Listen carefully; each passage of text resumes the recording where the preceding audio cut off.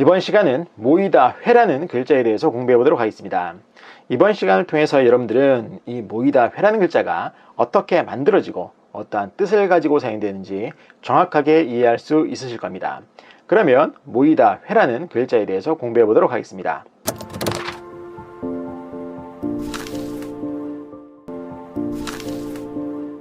모이다 회라는 글자를 공부하고 있는데요. 이 글자가 우리의 생활 속에서는 어떻게 사용되는지 한번 살펴보도록 하겠습니다.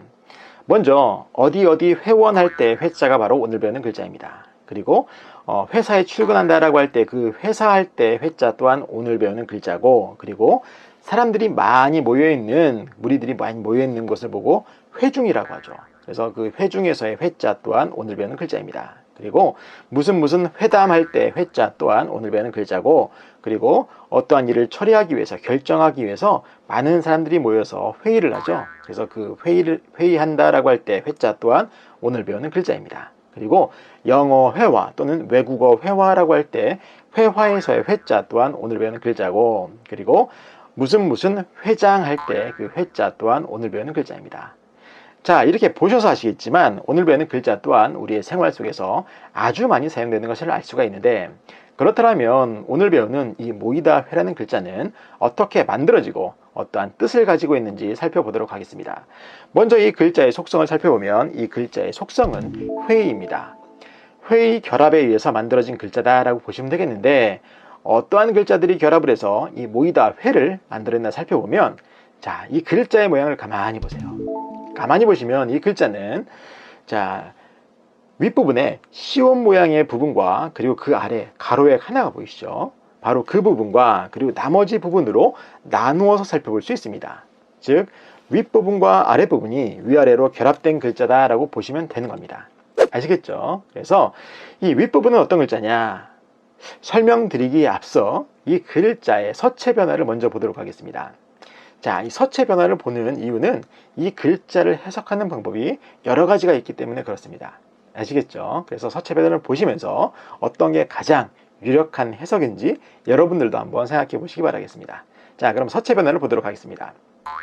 자, 서체 변화를 보시면 이 글자의 서체 변화에서의 가장 오른쪽 부분이 지금 현재 우리가 사용하고 있는 그러한 현재의 서체고, 그리고 이전 서체, 지금의 서체가 되기 바로 전의 서체를 거쳐서 오늘날의 서체가 된 거 아니겠습니까? 그래서 그 서체 이전에, 오늘날의 서체 이전의 모양을 보시면 한번 그 왼쪽을 한번 보세요.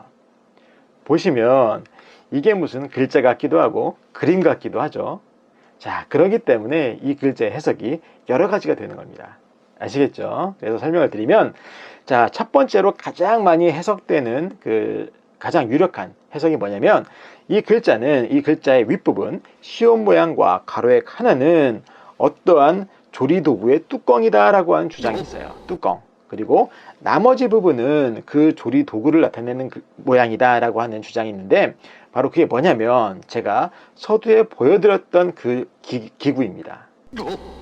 기억나세요? 제가 보여드렸던 거? 그게 뭐냐면 시루라는 도구가 있어요. 시루. 자, 시루가 뭐냐면 여러분들 평소에 콩나물 시루라는 말 들어보셨죠? 콩나물 시루는 뭐냐면 콩나물을 키우기에 가장 적합한 그런 도구를 말해요. 거의 다 콩나물을 심고 그 다음에 물을 주어서 기르는 그러한 도구인데, 그 도구를 보시면 그 밑이, 그릇의 밑이 구멍이 뚫려 있어요. 물을 잘 빠지게 하기 위해서. 바로 그렇게 생긴 게 시루입니다. 근데 이거는 콩나물을 기를 때는 콩나물 시루라고 하지만, 본래 이 시루라는 도구는 어떤 때 사용되는 거냐? 바로 찜을 할 때 사용되는 거예요. 찜. 이것을 가마솥이라는 큰 솥 위에 얹어놓고 가마솥에는 물을 담고 물을 끓여서 그 수증기를 찜기 안으로 들려보내는 거죠. 그래서 그 찜기 안에 있는, 시루 안에 있는 그런 음식물을 익히게 만드는 그런 찜기예요. 찜기 원래. 아시겠죠? 그래서 그 찜기의 사진을 제가 서두에 보여드렸던 겁니다. 그게 바로 시루예요. 그래서 그 시루와 나머지 부분은 시루고, 그 시옷 모양과 가로액은 그 시루의 뚜껑이다 라고 하는 해석이 가장 많이 사용되는 그런 해석입니다.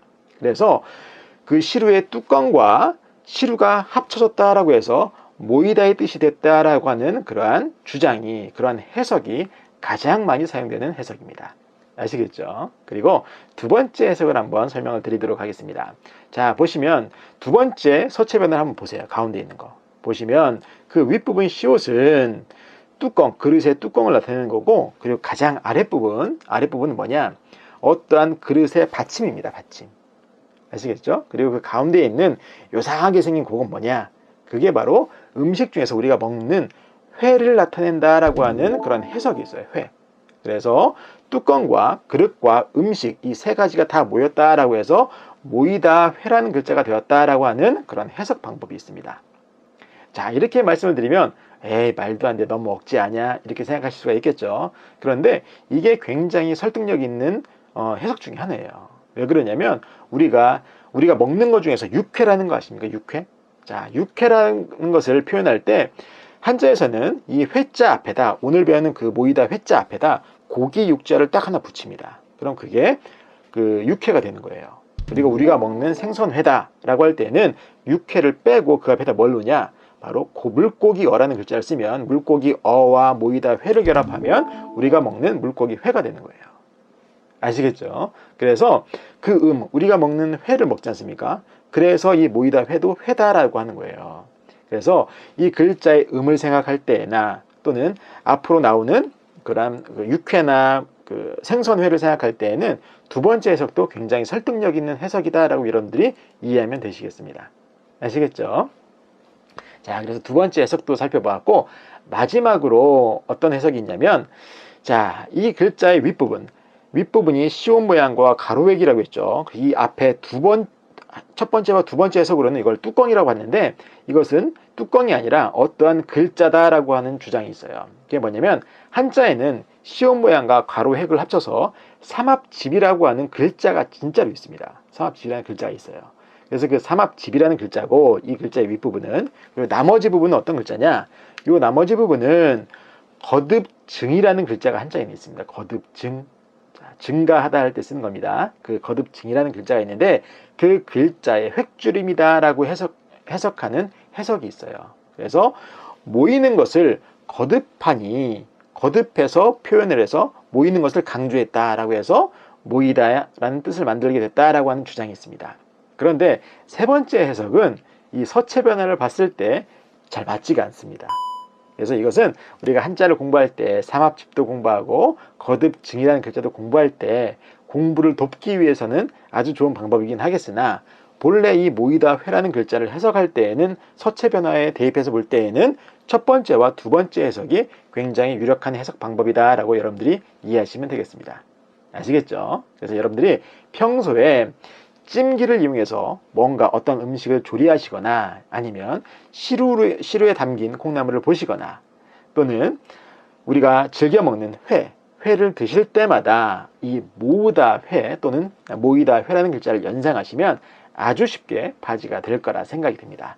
그래서 이번 시간은 모이다 회라는 글자를 살펴보았고, 이번 동영상이 도움이 되셨다면 좋아요와 구독 버튼 그리고 도전 골든벨도 꾹꾹 눌러주시면 감사하겠습니다. 이번 시간도 수고 많으셨습니다.